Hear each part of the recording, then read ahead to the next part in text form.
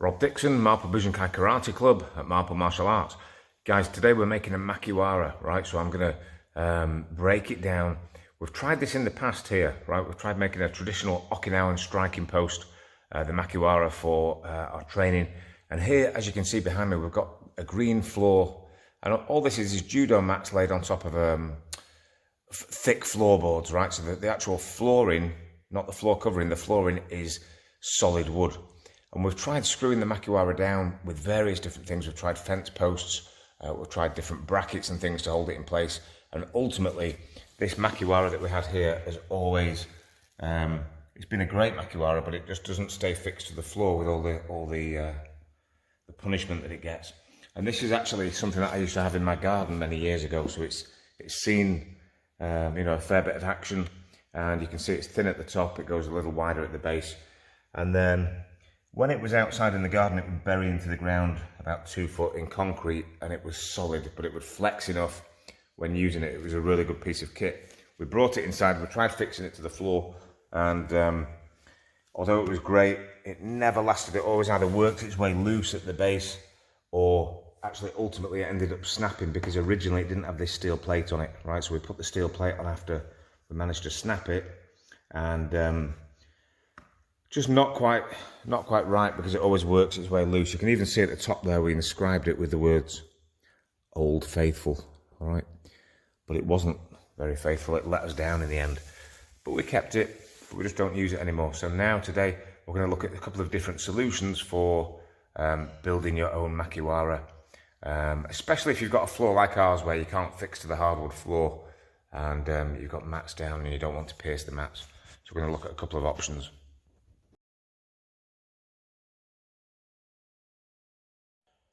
Okay guys, so solution number one, the freestanding Makiwara. Okay, all this is it's the old freestanding punch bag, right? So freestanding punch bag, it's got one of those wide bases with water or sand. We filled ours with water to make it really heavy down there.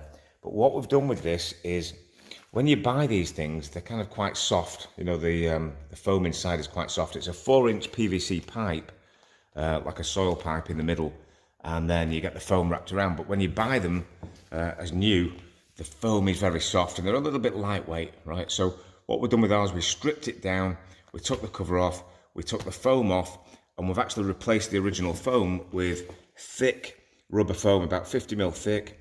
We cut it into strips about 2 inches wide, and we gaffer taped it around the internal pole, the internal soil pipe, which is in there, okay?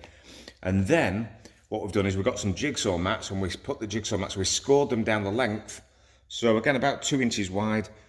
We scored them, we wrapped them so it was really tight and circular around the rubber matting, and then we gaffer taped it again. So it's basically got 2 thick layers of mats stuck together to make it really hard. It's got a really hard feel.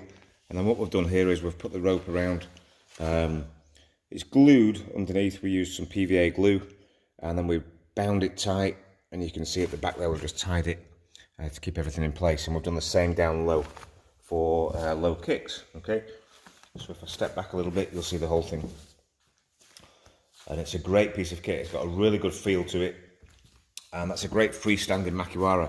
And the beauty is, it's mobile, right? You can move it around the dojo, and really, really solid. It's really pleased with it as well. And all we've done there at the back is we've used a Velcro strip just to stick the cover in place. So it's self-adhesive 50mm industrial strength Velcro down the side there. Okay, freestanding Makiwara, that's solution number one.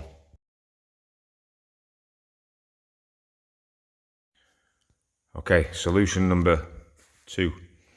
You can see here, we've got these huge columns that go all the way up. Okay, so they're part of the construction of the building, and we're going to make use of these. So instead of fixing to the floor, we're going to fix a Makiwara to one of these columns. And if I just stand up and move over here, you'll see these are kind of like, they're cast iron, right? They're not going anywhere. So we're going to fix to one of these.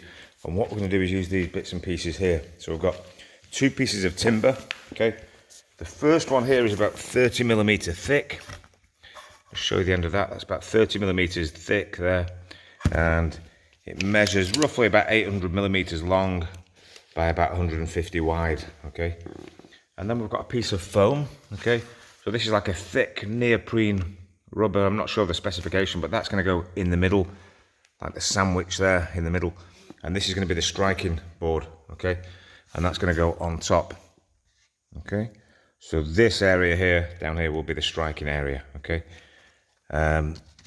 That's the backboard that's going to fix to the post.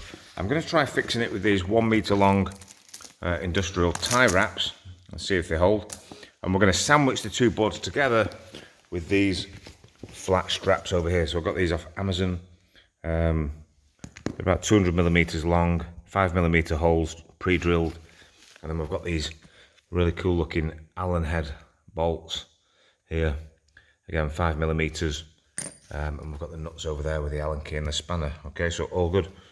We're going to put it together on the post. We're going to have a little play with it, and we're going to try and...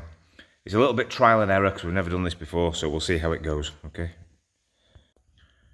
Okay, so you can see what we've done here. I've just screwed the plates onto the back of the backboard, and on the front of the backboard I've just cut these little notches in here, and that's where the tie wraps are going to sit to tie it to the post. Okay, and let's see if it works. That's going to also sit on a little bit of jigsaw mat there. Okay, so we've got the jigsaw mat underneath, and that will be stuck to the post. It'll give it a little more grip and hopefully make it a little tighter and a bit more secure.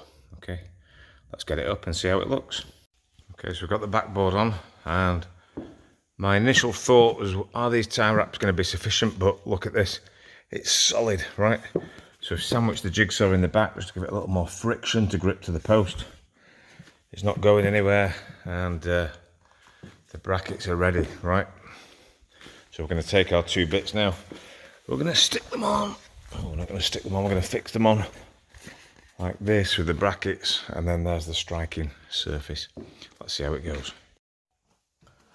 Okay guys, so hopefully you can see there we've got the jigsaw mat against the post. We've got the backboard attached with the strapping, very, very secure. We've got the neoprene rubber in the middle, I think it's neoprene, 50mm thick. And then we've clamped it, and we've got the 12mm ply on the front, and this is the striking surface. So you can see the flex there, okay? And the idea is it may hit the backboard, it may not, and we might need to adjust this rubber here up or down to give a little more or less tension. Okay, so we've got the Makiwara up on the post, and you can see now I've wrapped the bottom in this rope, which is tacked on with these staples. It's fixed in place. It's fixed with the tie wraps. It's really pretty solid. It moves a tiny bit, but it's really solid. You can see what we've done there. We've sandwiched it together and put locking nuts on the back. It's not going anywhere, that's for sure. The only thing we've got left to do is put the club logo on the front here, which will happen in due course. So let's see how it feels.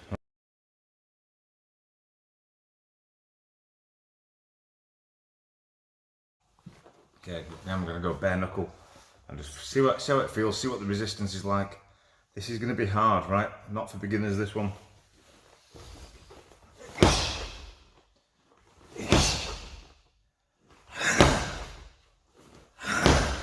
Yeah, really, really solid, right?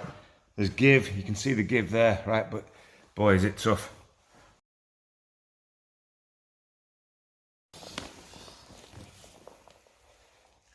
Okay, let's try it out.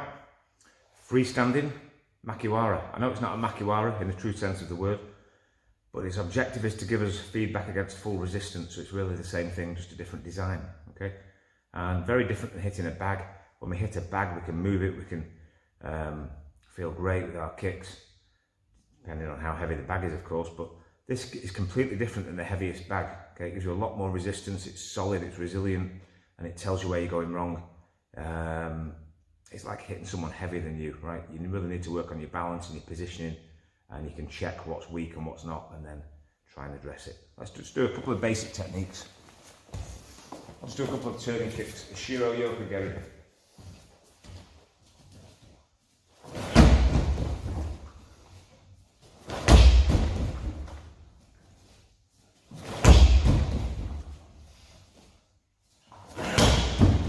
Yeah, it feels good. You've got to get it spot on with the heel, and great feedback, okay? Great way to develop power in your kicks. And then this bit could be used for open hand strikes, this bit for low kicks, or punches, low kicks, Good for the shin conditioning.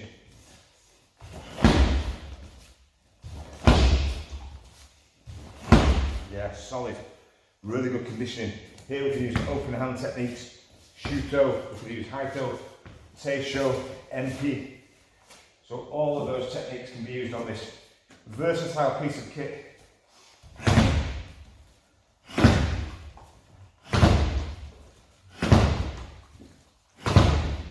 Yeah, really, really good for the conditioning. So, recommended.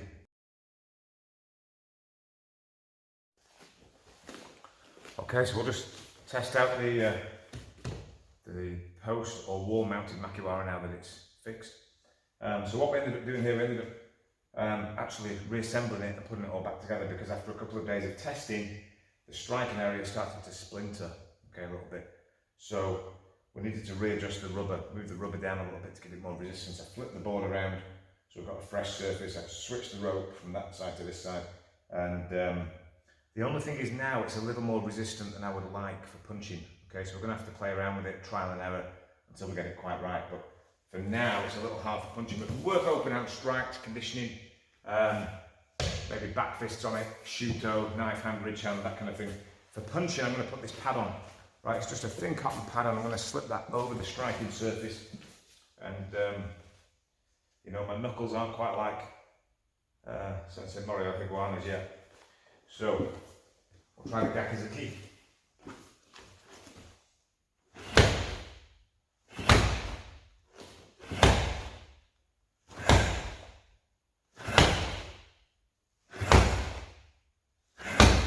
Feels really good.